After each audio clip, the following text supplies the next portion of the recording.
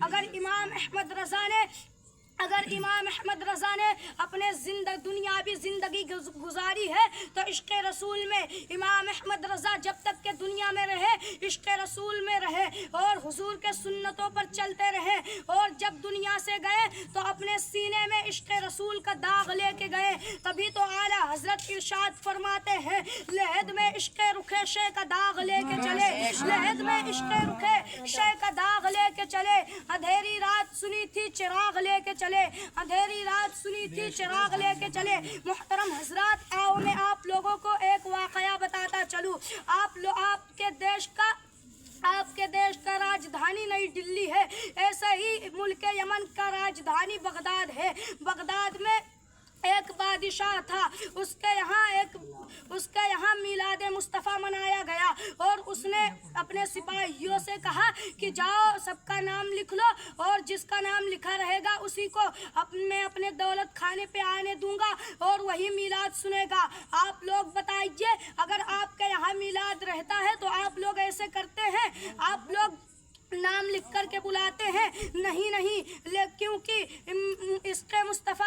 عشق مصطفیٰ کا داغ جو ہے سارے سنیوں کے سینے میں ہے۔ محترم حضرات، ایک ماں تھی اور ایک بیٹی تھی، اور وہ بیٹی جو تھی اس کے باپ کا سایہ سر سے بچپن میں ہی ہٹ گیا تھا، اور وہ ماں اور وہ بیٹی جاتی ہیں بادشاہ کے یہاں، اور نہا دھو کے اچھے کپڑے پہن کر کے خوشبو لگا کر کے جاتی ہیں، اور جیسے ہی بادشاہ کے یہاں پہنچتی ہیں اس کے دروازے پہ سپاہی اس کو لوٹار دیتے ہیں اور کہتے ہیں تمہارا نام نہیں ہے اور تم یہاں سے اندر نہیں داخل ہو سکتے۔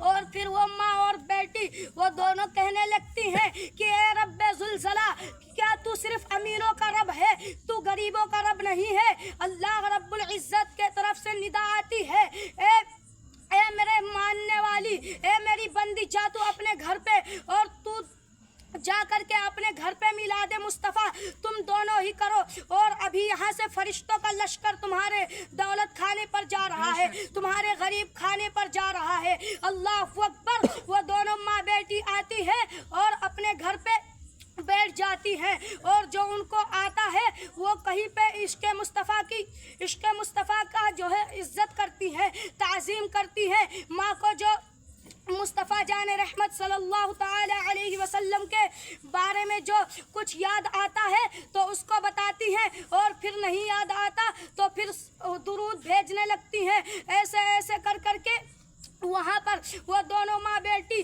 خوب زیادہ سے زیادہ تشکرہ کرتی ہیں۔ اس کے بعد میں وہ ماں اور بیٹی دونوں دیکھتی ہیں کہ وہاں پہ کوئی آیا ہے جو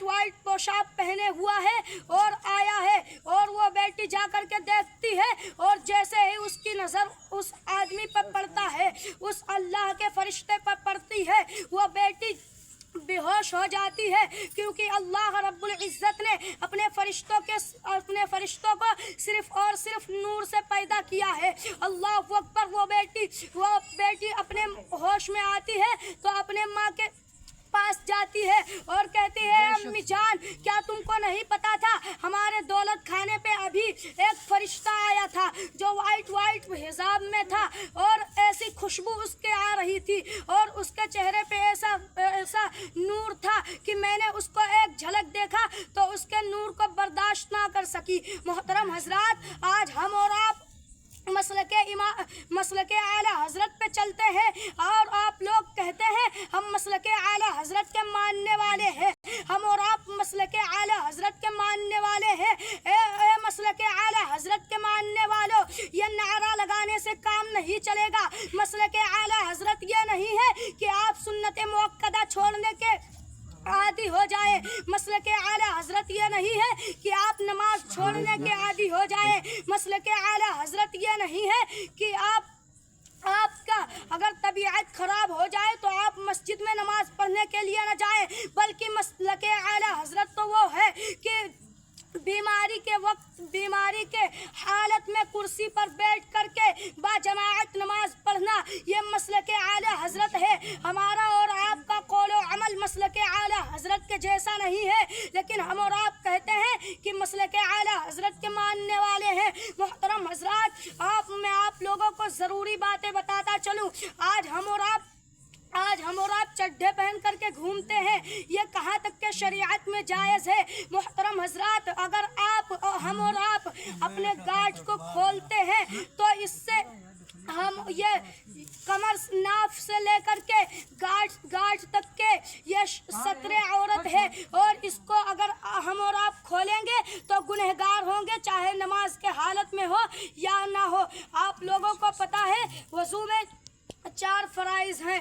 پہلا کلی کرنا، دوسرا چہرہ دھونا، تیسرا مسح کرنا اور چوتھا پاؤں دھونا۔ محترم حضرات، آپ لوگوں کو پتہ ہے کہ صرف 4 فرائض ہیں تو پھر 3 سنت کہاں سے آ گئی؟ محترم حضرات، مصطفیٰ جان رحمت کی سنت وہ ہے کہ ہارٹ کی بیماری سے بھی بچاتا ہے۔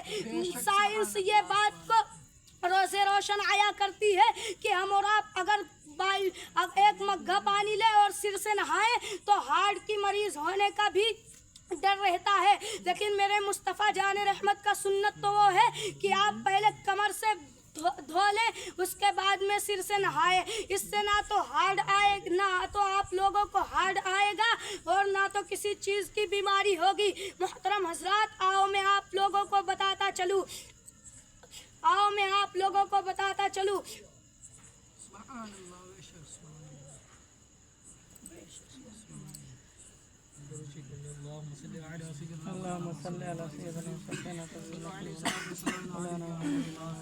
ایک مرتبہ کی بات ہے، حضور تاجدار مدینہ صلی اللہ تعالی علیہ وسلم حضرت عائشہ صدیقہ رضی اللہ تعالی عنہ کو اپنے دستے اقدس سے اپنا چادر مبارک عطا کرتے ہیں، اور وہ چادر مبارک بھیگا ہوا تھا۔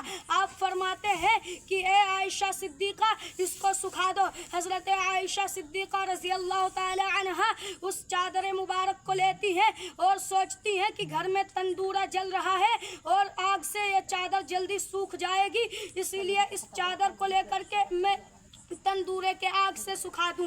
اللہ، پھر 1 گھنٹے گزر جاتے ہیں، 2 گھنٹے گزر جاتے ہیں، حضور تاجدار مدینہ صلی اللہ تعالی علیہ وسلم تشریف لاتے ہیں اور فرماتے ہیں عائشہ کیا چادر سوکھ گئی؟ حضرت عائشہ صدیقہ رضی اللہ تعالی عنہا عرض کرتی ہے یا رسول اللہ علیہ السلام، آپ نے اپنے دستے مبارک سے مجھ کو چادر مبارک عطا کیا اور میں نے سوچا کہ